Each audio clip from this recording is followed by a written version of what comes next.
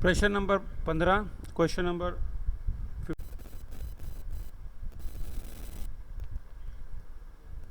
Tuberculosis तपेदिक रोग के प्रकार। इस रोग के प्रमुख 2 प्रकार जिनका विवेचन नीचे दिया गया है। एक तो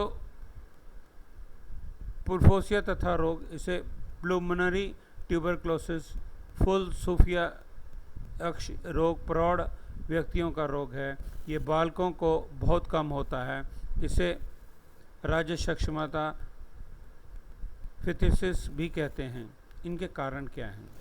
इनके जो कारण हैं, इस रोग के कारण को 2 भागों में बांटा जा सकता है। निश्चयतम कारण, इसके अंतर्गत रोग के विशेष जीवाणु आते हैं। दूसरा है निर्धारित कारण। ये कारण वह हैं जो इस रोग को जीवाणुओं के लिए शरीर में अनुकूल परिस्थितियां पैदा करते हैं। इनके प्रमुख इस प्रकार हैं: निमोनिया, इन्फ्लुएंजा या खसरा आदि के कारण शारीरिक दुर्बलता, कमजोरी आ जाती है शरीर में।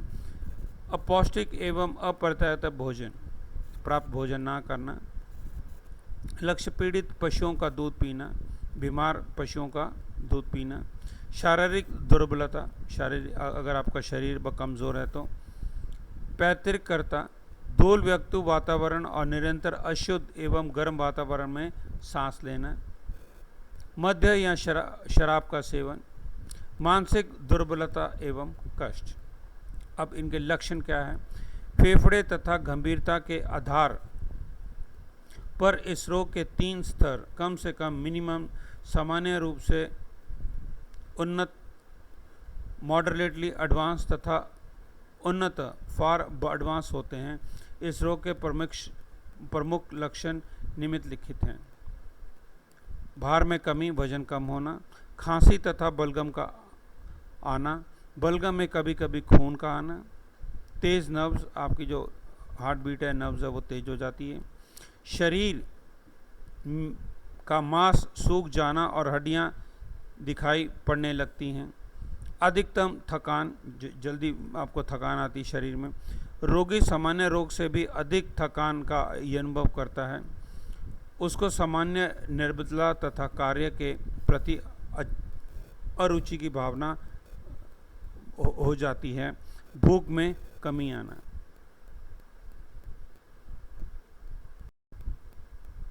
इसी श्रृंखला में हम आगे चलते हैं।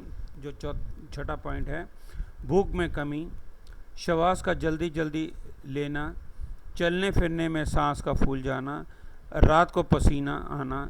स्त्रियों में इस रोग के कारण माहवारी में खून का आना बंद हो जाता है। इसमें कभी कभी छींचड़े से आने लगते हैं। शाम के समय ये बुखार आना, हल्की थकान, सीने तथा गले में दर्द आना। तो ये 12 पॉइंट हैं इसके, ये लक्षण हैं 12। इसमें से कुछ भी हो तो हमें डॉक्टर के पास जाना चाहिए।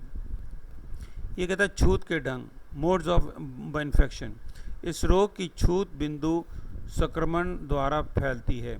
खांसना, छींकना, जमाई लेना तथा जोर से बोलने पर कण बाहर आकर हवा में फैलते हैं।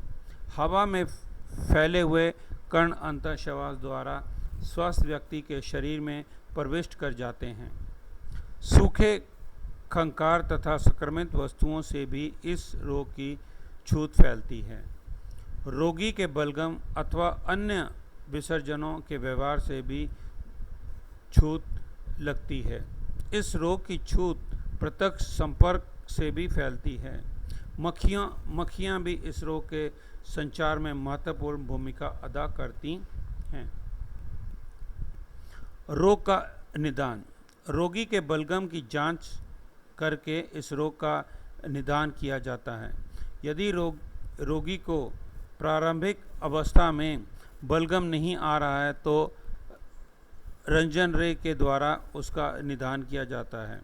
इसके अलावा लक्षणों के आधार पर रोग का सदिहात्मक निदान होता है। साथ ही वक्षस्थल की जांच के आधार पर उसकी पुष्टि की जाती है। उद्भवन काल, छूत लगने से ये 4 से 6 सप्ताह होता है। इसकी जो ड्यूरेशन है, कितनी देर तक रहता है, 4 से 6 हफ्ते। प्रारंभिक छूत से इसके विकसित होने में कई वर्ष भी लग सकते हैं। इसका निवारण कैसे होगा?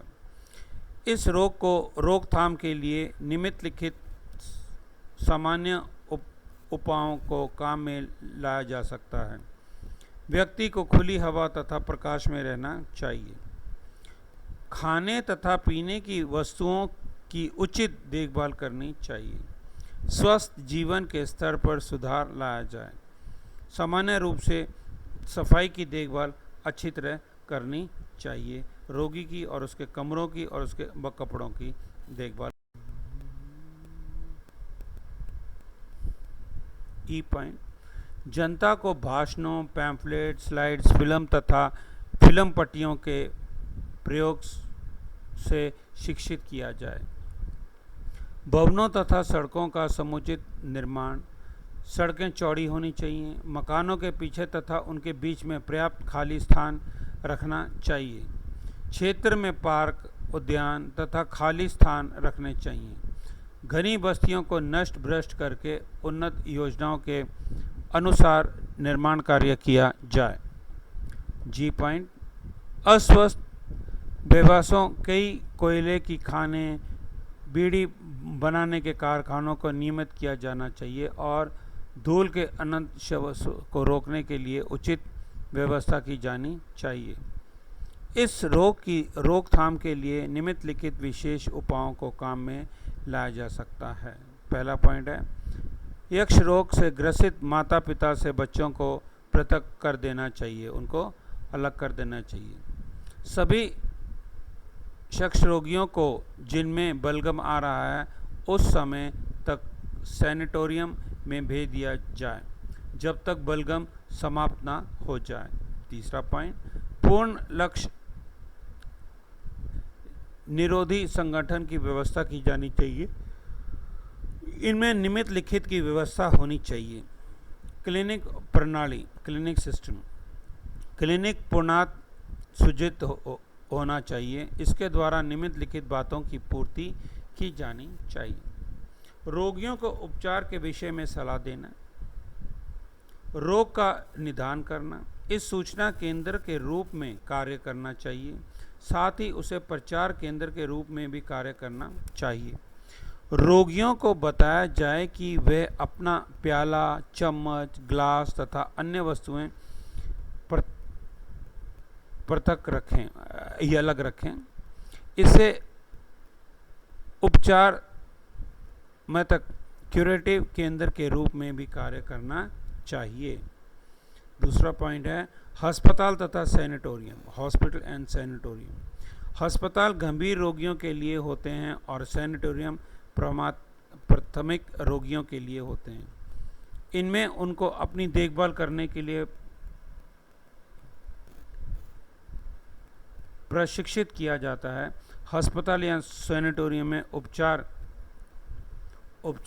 दिया जाता है, उसके बाद उन्हें घर भेज दिया जाता है। तीसरा पॉइंट जो है गृह उपचार, डोमिसिलरी ट्रीटमेंट, घर में। समुदाय में सभी रोगियों को अस्पताल में भर्ती करना संभव नहीं हो पाता है, क्योंकि अस्पताल में सबके लिए बेड उपलब्ध नहीं हो सकते। इसलिए गृह उपचार की व्यवस्था करनी अनिवार्य है। गृह उपचार में रोगियों को देखने के लिए स्वास्थ्य निरीक्षणों की व्यवस्था होनी चाहिए। इसके लिए खुले हुए आवास की व्यवस्था हो, जिसमें कि वो दिन के समय में प्रकाश तथा शुद्ध हवा का सेवन कर सकें। चौथा पॉइंट, ट्यूबरक्लोसिस कॉलोनीज, रोगी बस्तियां। सैनिटोरियम अथवा डिस्पेंसरी या क्लिनिक के पास ट्यूबरक्लोसिस के रोगियों के लिए बस्तियों की व्यवस्था करनी चाहिए, जिससे इसकी समुचित रूप से देखभाल की जा सके। इन बस्तियों में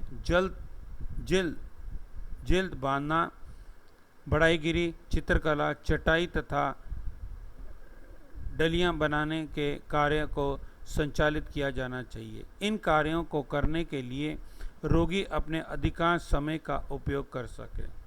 साथ ही उनको शुद्ध वायु तथा प्रकाश मिल सकेगा। 5वां पॉइंट है केयर तथा आफ्टर केयर सिस्टम। समितियों का निर्माण सैनिटोरियम, क्लिनिक, अस्पताल तथा बस्तियों में कार्य करने के लिए किया जाना चाहिए। 6वां पॉइंट अस्पताल के स्वास्थ्य अधिकारियों, प्राइवेट प्रैक्टिस करने वाले डॉक्टरों तथा ट्यूबरकुलोसिस रोग की डिस्पेंसरियों के बीच सामान्य स्थापित किया जाना चाहिए।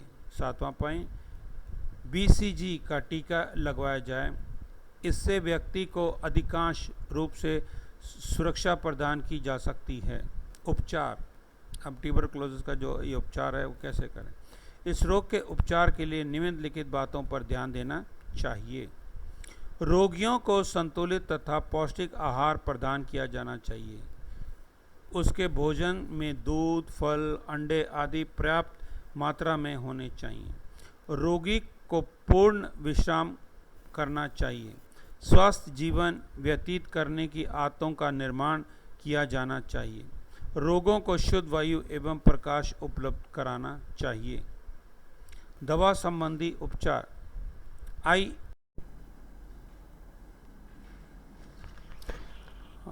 इसी श्रृंखला में हम आगे चलते हैं। पॉइंट नंबर 2 पे बोला गया है रोगी को 2.5 महीने तक मांसपेशियों के माध्यम से 1 ग्राम स्ट्रेप्टोमाइसिन 2 cc दोहरा आस्वित डिस्टिल जल से मिलाकर प्रतिदिन देना चाहिए।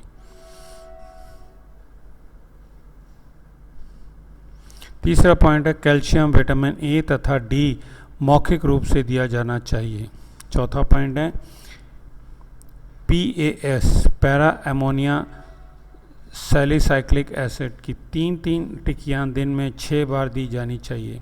इस टिकिया का भार 5 ग्राम होना चाहिए। ये दवा 3 महीने तक चलनी चाहिए। अतः स्ट्रेप्टोमाइसिन तथा PAS साथ चलेगी। इसी श्रृंखला में प्रश्न नंबर 15 समाप्त होता है। और ये जो हम ट्यूबरकुलोसिस के बारे में बात कर रहे थे, ये जितना भी डॉक्टर्स ने आपको डॉक्टर के मुताबिक जो भी आपको टेबल दिया है, दवाइयाँ दी हैं और इसका जो ध्यान रखना है आपको, ये सब हमें ध्यान में रखना चाहिए। धन्यवाद।